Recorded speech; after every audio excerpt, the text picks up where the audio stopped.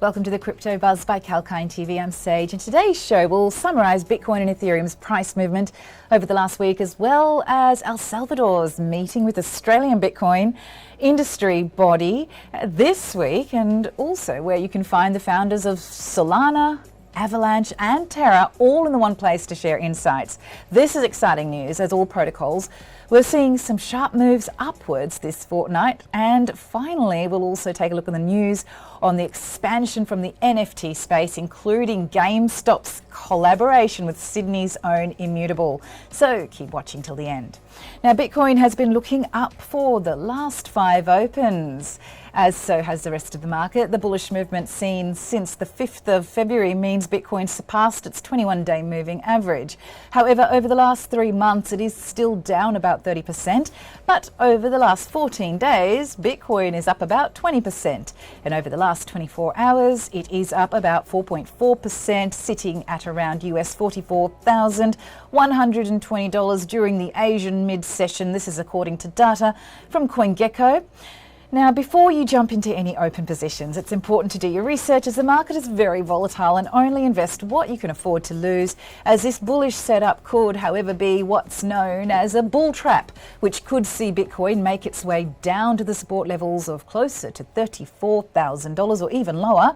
It was reported by FX Street. But if it continues to close above the $44,000 level, there could be a chance for the Bitcoin bulls to reign, with a push even towards the $50,000 mark.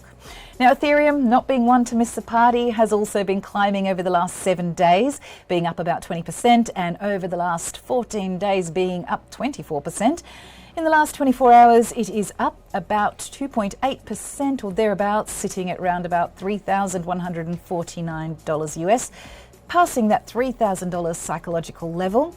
This data was correct during the Asian Open earlier in the day, according to CoinGecko. Now, it seems on the economic front that the crypto sector is now moving closer to being galvanised with the centralised system, as we see various correlations between the tech stocks and the crypto markets emerging.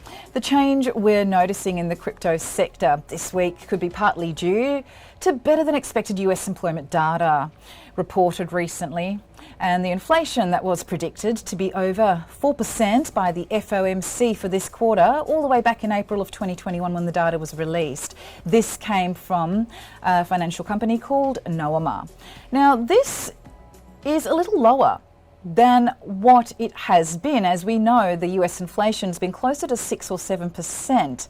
Now, news from Kazakhstan, however, who is a major supplier of Bitcoin miners, is that power outages will continue to curb Bitcoin mining operations, and it was reported by the bloc that the Kazakh authorities in the early days of February 2022 have floated tighter regulations, causing the Bitcoin miners to search for friendlier options in the US or maybe Russia. Now, the oil prices have been on the rise at 7-year highs presently, being above US $90. This could be due to inflation, but also much to do with the geopolitical factors that are influencing the commodities market and the underestimated demand for oil globally.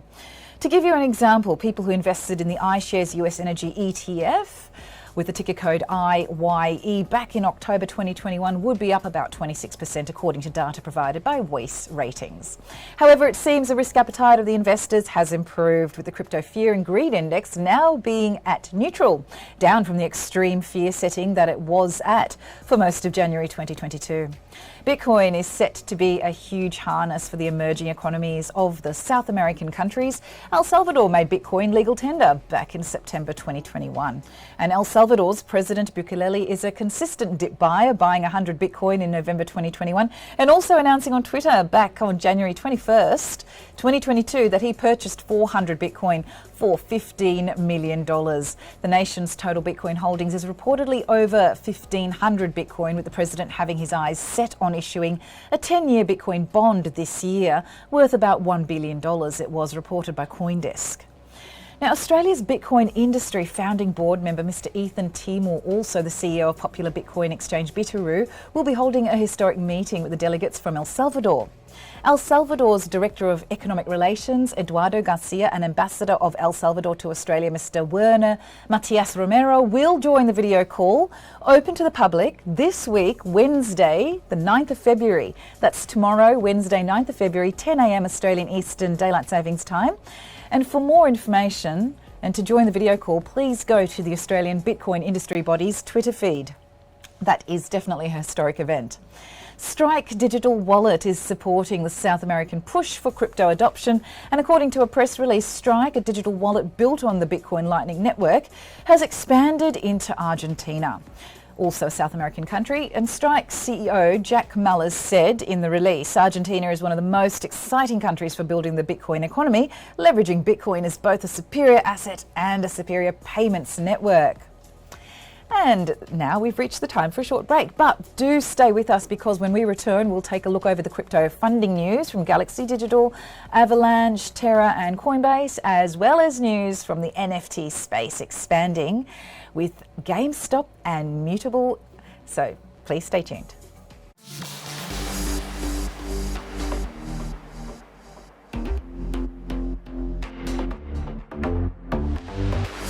Hi, I'm Sage, and get ready to take the crypto ride with me on Kalkine TV. Watch the Crypto Buzz every Tuesday and join the excitement at Kalkine TV. From Bitcoins to NFTs to Dogecoin and DeFi, we have updates about everything around these digital currencies. Understand the investing rationale and the risks involved in the space with me, Sage, on Crypto Buzz. Keep watching Kalkine TV.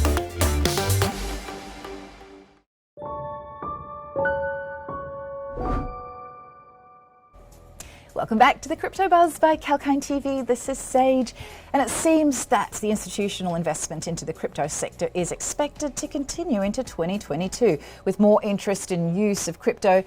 Some congestion has been noticed on many chains, and this can lead to increased gas fees. It was reported in a press release recently that Credo is a digital asset manager who has a focus on finding new opportunities for investment into decentralized finance and the crypto sector.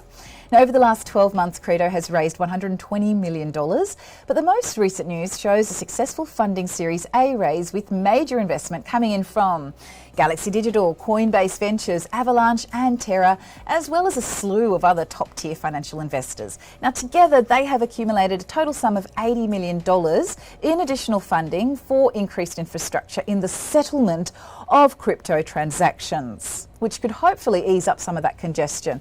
Now, Credo's CEO Anthony Foy was quoted saying, as per the release, "The fact we've won support from some of the biggest and smartest investors in crypto is a clear validation of Credo's long-term focus and mission." Now, this recent fundraise proves 2021 to have been momentous for Credo, whose offerings include a novel Layer 2 blockchain protocol that enables users to seamlessly transfer and settle those Bitcoin, Ethereum and other leading cryptocurrency transactions. Luna Terras has launched on Nexo, one of the world's leading digital finance businesses and most trusted currency exchanges. They have some attractive promos running, advertising 20% yields for Terra's Luna. So check out Terra's Twitter feed for more information. To hear from the founders, however, of TERRA, Solana and Avalanche, all in the one place live, head to YouTube and check out Bankless's channel.